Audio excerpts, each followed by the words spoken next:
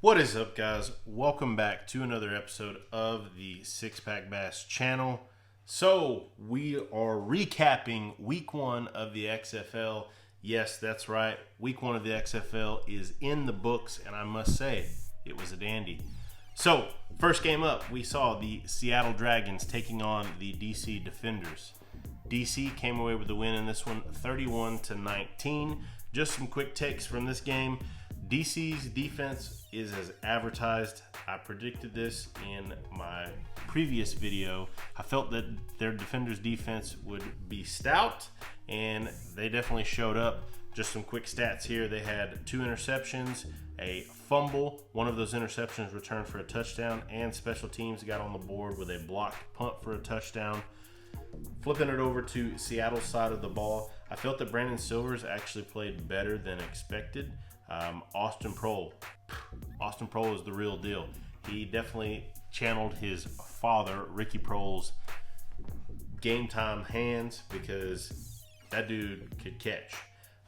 Going to be a threat in this league. Definitely Silver's favorite target, so look to see him be used even more going forward. As well as, don't forget, guys, Seattle has a deep backfield. They got 3 stud running backs. However, DC's defense and Cardale Jones were too much for Seattle. DC takes this one 31-19. Before we leave this game, one takeaway or one thing that I would like to mention, the field, Audi Field. I love how close of an environment that is, how close the seats are. I definitely think that that's going to come to be a home field advantageous environment for the Defenders. Moving on to game 2, the Saturday nightcap saw the LA Wildcats taking on the Houston Roughnecks. This was my game of the week, or predicted game of the week, and it did not disappoint. Houston came away with the win 37-17. PJ Walker, he is as advertised. Four touchdowns in this one. He did have 1 interception, but for most of the night, he was on the money. Opened up the game. Their very first touchdown ever was announced as a Renegades touchdown. Touchdown, Renegades! So, yeah. But nonetheless, they won this one 37-17. Houston's defense played much better than I expected. 3 turnovers in this one. Now, part of that could have been because LA was without Josh Johnson. So without their starting quarterback. Nelson Spruce, though, guys, that name should ring a bell if you kept up with the Alliance. He was targeted 15 times in this game, 11 receptions. Look for him to be a stats monster going forward for LA. But nonetheless, Houston Roughnecks 37, LA Wildcats 17. Moving on to Sunday's game, we had the Tampa Bay Vipers taking on the New York Guardians. Matt McGloin for the New York Guardians in this one. Solid debut. Had 2 touchdowns, 1 passing, 1 rushing. Really protected the ball, made good reads. Was very impressed with McGloin. Aaron Murray, however, I cannot say the same. He might not be the answer for Tampa Bay. Pretty unimpressive day for me. Guardians come away big with the win, 23-3. Guardians defense was in Murray's face this entire game, guys. 5 sacks, 8 hits, and 3 turnovers. They played a solid game on both sides of the ball. Tampa Bay just didn't show up for this one. In fact, we had our first ever ejection. Ricky Walker was ejected for punching one of the Guardians in the face. Oh, that's pretty easy to see. So they just felt out of sorts on the Tampa Bay side. I was not impressed really by anything. Very surprised that Mark Trestman's offense was not more explosive. Don't know if that was factored in because of Murray. Haven't really been high on Murray, even back dating to the Alliance when he was with the Atlanta Legends. Didn't do a whole lot for me there. So not sure who's going to get to start next week, but nonetheless, Murray didn't do so hot. They didn't get a touchdown. So Guardians win this one big, guys, 23-3. All right, rounding out week 1, moving on to the nightcap. The St. Louis Battlehawks taking on the Dallas Renegades. Renegades were probably one of the more hyped, if not the most hyped team coming into this league. Bob Stoops, their head coach, was the very first head coach announced for any of these teams. So a lot of expectation in this one. However, the Renegades fell to the BATTLEHAWKS 15-9. Only home team to lose in this one. Lot to talk about. This one was very surprising to me. Renegades looked out of sorts. They were out-coached for most of the night, in my opinion. Not sure what Bob Stoops' game plan was going into this one with Philip Nelson. Never took the reins off and allowed him to really try and open up that offense. They were very conservative, at least 2 different times, 4th and 1, and elected to punt. Did not go for it. Telling stat here before I even go any further, this will tell you exactly how the game went. 1 for 10 on 3rd down and 0 for 2 in the red zone. I'm going to repeat that. 1 for 10 on 3rd down and 0 for 2 in the red zone. If I told you nothing else about this game but that, you would already know how this would play out. You cannot win ball games going 0 for in the red zone and going 1 for 10 on 3rd down. You got to keep those drives alive. However, let's flip over to St. Louis, because for as bad as I felt Dallas played, St. Louis rose to the occasion. Matt Jones led all rushers in week 1 with 85 yards. That's due to the Renegades not having an answer for the run game. Jordan Ta'amu, where did this guy come from? he was very impressive. The game plan that they built around him had a lot of RPO, run pass option plays, and he executed those very well. Only took a couple of untimely sacks, but outside of that, played a very impressive game in my opinion. Between him and Jones, 191 yards on the ground. So they just pounded it at the Renegades all night. And why not? If you can't stop me, I'm just going to continue to do that. And I wrote, defense could not stop the run. So my big takeaway from that, mainly I'm going to put this one back on Stoops. So throughout this entire week 1, we see all of the coaches being very interactive with cameras and reporters and that type. And I felt like Stoops wasn't that.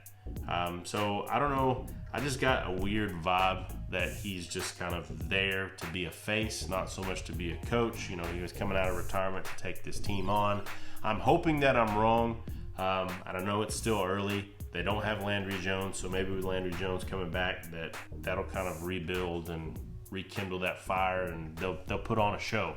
But as of right now, guys, I do not see this team as being the best in the West, much less the best in the entire league. But like I said, it's early, week 1, pump the brakes a little bit. I'm not going to be out burning, my Renegades jersey that I don't own. But nonetheless, on to my 5 takeaways for this league, guys. So, number 1, Seattle had something to prove. So, preseason rankings had Seattle dead last. I believe they're a lot better football team than dead last. Especially, like I said, with the way that they played. Silver's impressed me. They will continue to get better, in my opinion. Plus, I'm interested to see how Seattle plays at home, what their home field advantage is like. I have a feeling that they're going to be a pretty tough team at home. Number 2, the Venomless Vipers. Tampa Bay was a huge disappointment to me. They were ranked up there with the Renegades as one of the preseason favorites. The offense had no answer whatsoever. And they definitely have problems at the quarterback position. They're going to have to either get Murray to rise up, or they're going to have to move on from Aaron Murray after week 1. 3, here comes the boom. That one floated out there. Here comes the boom. This league, I love this league because they allow you to hit. We saw a lot of physical play in this. Of course, they talked about it a bunch that these guys hadn't been able to pop pads in, months. So, love the league for that fact. I believe that that's what the attraction to the Alliance was. I loved the Alliance because it was a very physical league. This league is very physical, and I really do believe that fans want to see that physicality. Of course, I believe the players like that physicality as well. So, here comes the boom. Keep bringing the boom for the love of football. Number 4, there's a new sheriff in the West, and his name is PJ Walker. So, Walker lit it up. Very, very impressed, and I believe Houston will be the team to beat in the West, unless, you know, barring injury or the wheels fall off. Right now, Houston's in the driver's seat, and they're going to be a pretty tough team to beat. And number 5, new kickoff rule is a success. I love the new kickoff rule. I said this leading up to the kickoff of this league that I felt the NFL should definitely take a look at this, because I think total for the entire league there was maybe 4 touchbacks. Don't quote me on that, I'm probably wrong, but I know it was a very low number. I saw it on Twitter somewhere. Very low number of touchbacks, so we saw a lot of action. You know, that kickoff was not a downtime, it was an actual play. So love that fact. Love the fact that we've taken the head injury part of it out, which was always the NFL's big concern, the reason that they've adjusted the kickoff to be able to kick it out of bounds very easily. So this basically accomplishes both of those things. We protect the players, but we also still keep that piece of the game active and alive. So not just the kickoff rule, a lot of rules in this league I really like, but the kickoff rule stood out to me above the rest. And guys, that wraps up my week 1 takeaways. Real quick, I want to be able to communicate with you guys when, you know, there's a roster change or somebody gets hurt or something breaking news in this league. So I feel like the easiest way for me to do that right now is going to be over on Twitter. I know some of you may not have Twitter, so I'll still try to do my best to incorporate those things into my videos. But as far as having a pertinent time's sake, Twitter is going to be the easiest for me to do that. And that's just at SixPackBass on Twitter. I'll actually link that somewhere in this video or down in the description below. So if you have a Twitter account, do me a favor, go over there, check me out, give me a follow. Like I said, I want to interact with you guys, and I'll be sharing stuff throughout the league, as well as on here. If you're not already, do me a favor, hit that subscribe button. I will be bringing you weekly videos, my weekly takeaways, as well as weekly predictions all the way through the entirety of the season. But that's all I got for this one, guys. Jump down in the comment section. I want to hear from you. What was the most surprising thing in week 1 for you? As well as tell me who your favorite team is. I want to see kind of who we have on here following. But nonetheless, guys, I appreciate each and every one of you. Thank you for tuning in, and I will catch you on the next one.